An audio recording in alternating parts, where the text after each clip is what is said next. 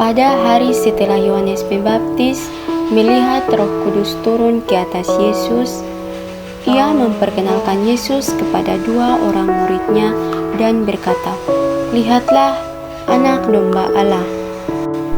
Tertarik dengan pemberitahuan tersebut, kedua orang itu meninggalkan Yohanes dan mulai mengikuti Yesus. Yesus memperhatikan mereka dan menanyakan apa yang mereka cari. Dengan segera mereka menjawab, "Rabi, di manakah engkau tinggal?"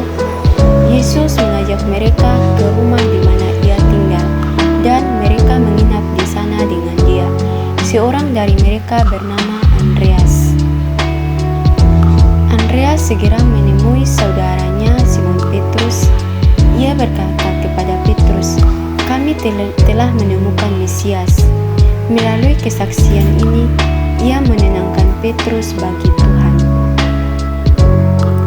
Andreas adalah sebuah nama Yunani yang berarti gagah. Petunjuk lain dalam Injil menunjukkan bahwa Andreas kuat secara fisik dan seorang yang setia juga beriman. Ia dan Petrus mendiami sebuah rumah bersama.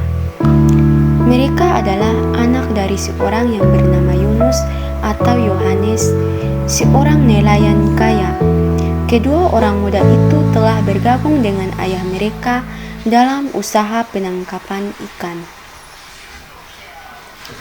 Andreas lahir di Betsaida di tepi danau Galilea.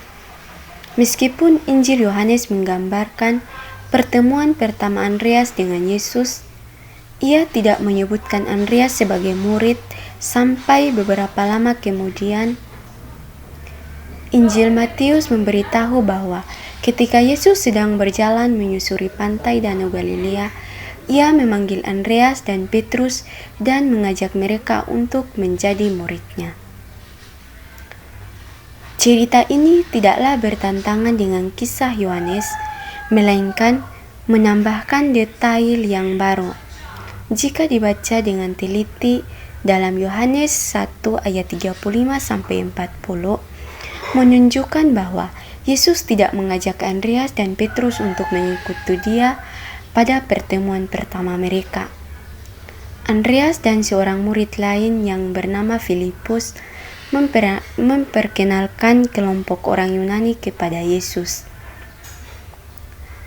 Karena alasan ini, kita dapat mengatakan bahwa Andreas dan Filipus adalah misionaris pertama tentang iman Kristen. Tradisi mengatakan bahwa Andreas menghabiskan tahun-tahun terakhir hidupnya di Sketia di sebelah utara Laut Hitam. Tetapi sebuah buku kecil berjudul Acts of Adio atau kemungkinan ditulis sekitar tahun 260 bercerita bahwa Andreas memberitakan Injil terutama di daerah Makedonia dan meninggal sebagai seorang martir di Patras. 89 tradisi Katolik Roma menceritakan bahwa Andreas disalibkan pada kayu salib yang berbentuk 10 sebuah simbol religius yang sekarang dikenal sebagai salib Santo Andreas. Juga dipercaya bahwa ia disalibkan pada tanggal 30 November. Jadi, Gereja Katolik Roma dan Gereja Ortodoks Yunani memperingati peristiwa itu pada setiap tanggal tersebut. Dewasa ini, Andreas menjadi santo pelindung untuk Skotlandia. Ordo Santo Andreas merupakan perkumpulan penyambut tamu di gereja yang berusaha terutama untuk bersikap sopan terhadap orang asing.